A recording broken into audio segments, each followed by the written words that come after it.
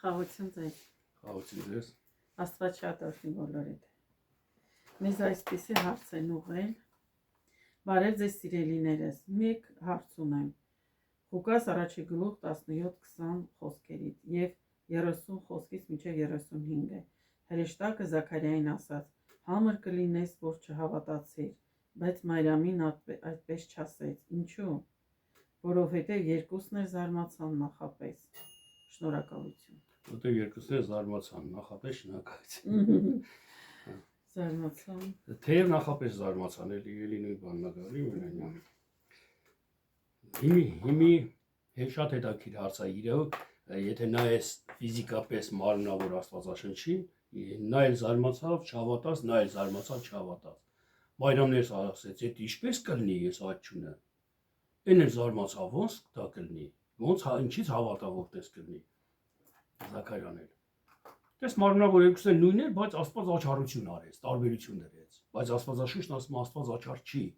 Եթե հոգևոր իմաստով կարդանք, Աստված աչառ չի։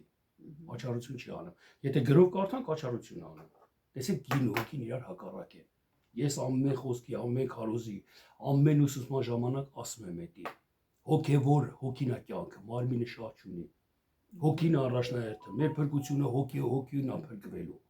Մարմինը հողին է դառնալու։ Հոգևոր իմաստ է, այս բոլորը հոգևոր իմաստ է, ճիշտ է, մի տեղ էլ կա, որ ասում է մարմինները, ոսկորները, Եզեկիելի մարգարեության մեջ ասեմ, որը Եհովայի վկաների հիմքն է սա, ոսկորների վրա միս պետք է լցվի, հա, ոսկոր կա միլիոն տարի առաջ կամ 6000 տարի առաջ է մահացել։ Փշրվե հողա դարձե։ Դրա վրա ոնց պետք է ոսկոր հավաքվի, թազա միս հավաքվի։ Այդ մասին էլ գրված չի Աստվածաշնչի մեջ։ Այսինքն հոգևոր Աստվածաշունչի գրված։ Սիրելի քուրեր, եղբայրներ, սիրելի հարց տվող, ես հիմի տեսեք, բացատրեմ ձեր հարցին։ Որպեսզի չկարդամ, ես կարճ ասենք մեկնաբանեմ, ոնց որ գրված է։ Երբ որ Զաքարիային ասեց դու որդի ես ունենալու, զարմացա, չհավատացի, ասին այդ ինչպես կլինի։ Երբ որ Մարիամին ասեց հրեշտակը, ասեց դու որդի ես ունենալու, փրկելու է մարդկանց, նույնը Մարիամն ասեց, այդ ինչպես անելու ես այդ չգիտեմ։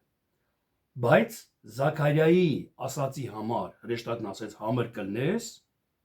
որտեղ չհավատացիր իմ խոսքին, իսկ Մարիամին չասեց ոչի բան։ Բացատրեց թե ոնց կլինի։ Սուրբ Հոգին կգա, հովանավոր կլինի քեզ ու դու կծնվի, կհղիանաս ու կծնես այդ որդուն։ Հիմի տեսեք, սրա գաղտնիքը որն է, սրա հետաքրքիր պահը հոգևոր որն է։ Շատ նուրբ հարց եք տվել, աշխատեք, որ ուշադիր լսենք, որպեսզի հասկանանք։ Տեսեք, Զաքարիա բնագրի թարգմանությունով, Աստվածաշնչի մեջ երբ որ ասում է Զաքարիա, այդ մենք ենք ասում Զաքարիա, բայց Զաքարիան բառ է, նշանակում է Եհովան հիշում է։ Եհովան կհիշի։ Հասկանում եք, այն ժամանակ հիմի որ մենք եվրейներն էինք, մեր լեզվով էր որ խոսայինք, կասեին Եհովան հիշում է, արիստե, արի ինը կանչում է։ Հասկանում եք, ոնց որ այսօր մենք ինչ բառեր ունենք հայերենում, որ անի, ասենք քաղաքի անունն ասում ենք, անի արիստե, քաղաքի ոնց որ կանչել, բայց մեր համար այդ անունը արդեն, անին թարգմանությունը կամ Երևան թարգմանությունը մենք ունենք, կա։ Իսկ որ արտասահմանից մի օտար լեզու հասկացող մի մարդը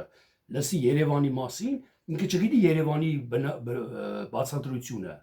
անունը, հիմքը ինչ է։ Գիտի Հայաստանի մայրաքաղաքն է ու վերջ։ Նույնը մենք, քանի որ Աստվածաշունչը թարգմանությունները չեն թարգմանել անունները, Աստվածաշունչ թարգմանողները անունները չեն թարգմանել։ Ուղիղ գրել են Դավիթ,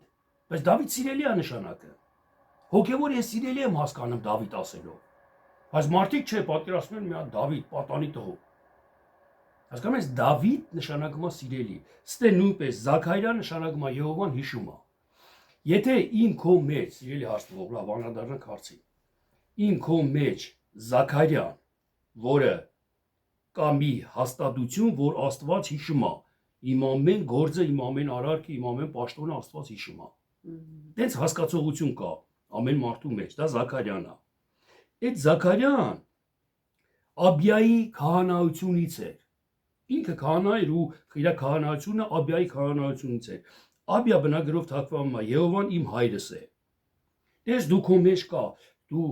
Աստված հիշում է ինչ որ ես անում եմ իրան, ինքը իմ հայրն է։ Դեսեք ինչքան դիրքս իմ բարձր է, չէ՞։ Հավատքս ներսի հավատքս ինչքան բարձր է։ Եհովան իմ հայրն է։ Եվ իմ կինը Ահարոնի որդիներից էր, այսինքն լուսավորված էր, Ահարոն նշանակում է լուսավորված։ Ու կնոջ անունը Եղիսաբեթ էր, այսինքն Աստծո ուխտը։ Աստվածը նրա երթումը։ Տեսեք, Զաքարիան Եհովան հիշում է, իմ հայրս Եհովան է, լուսավորված վիճակը իմ մեջ, տեսեք առավելություններն եմ ես ասեմ։ Ու Աստծո ուխտը, իմ ուխտը Աստված է։ Իմ որոշումը, իմ խոստումը, իմ ուխտը Աստված է։ Երբ որ հրեշտակը ինձ մի բան է ասում ու ես կասկածում եմ, զարմանալու է, ոնց քո հայրն Աստված է, դու գիտես որ Եհովան հիշում է, ինքը կա, դու լուսավորված ես, ոնց ես զարմանում։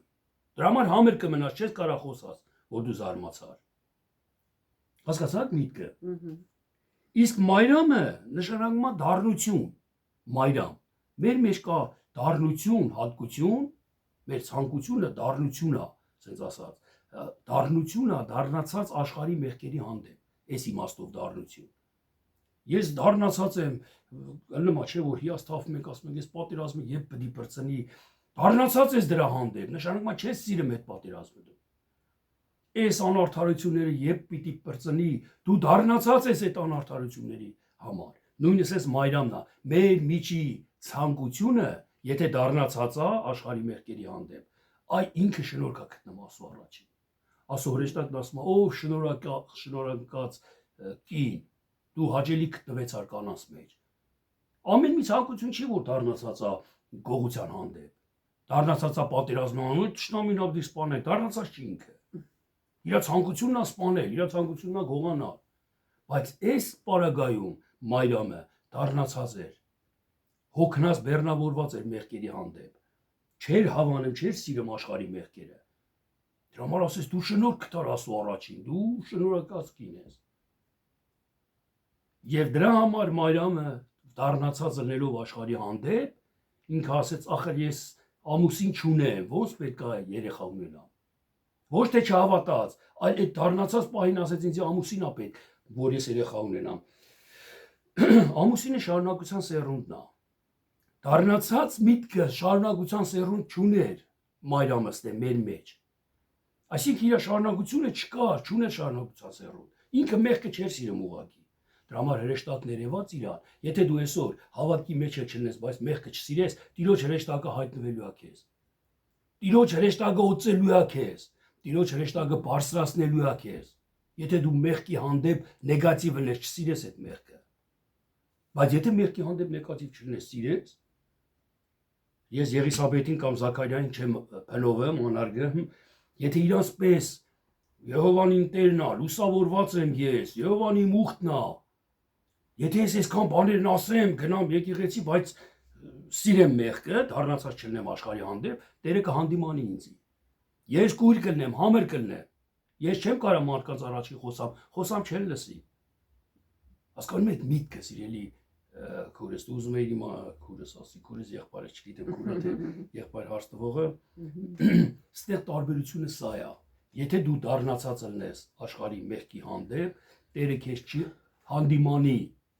Տերը քեզ չի ասի դու համր կլնես։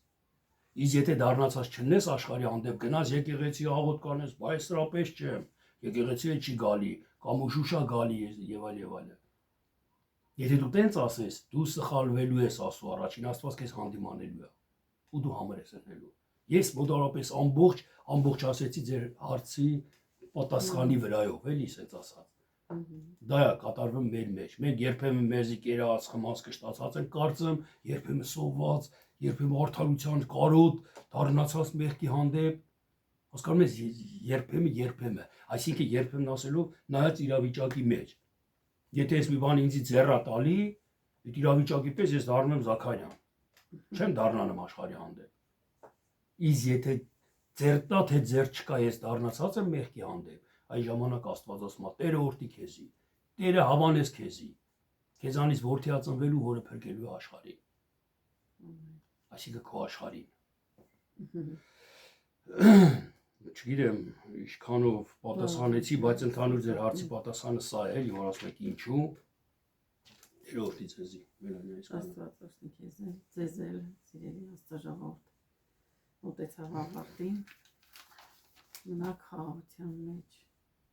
Տեր օրհնի ձեզի։ Աստված ձեր հետ։ Ամեն։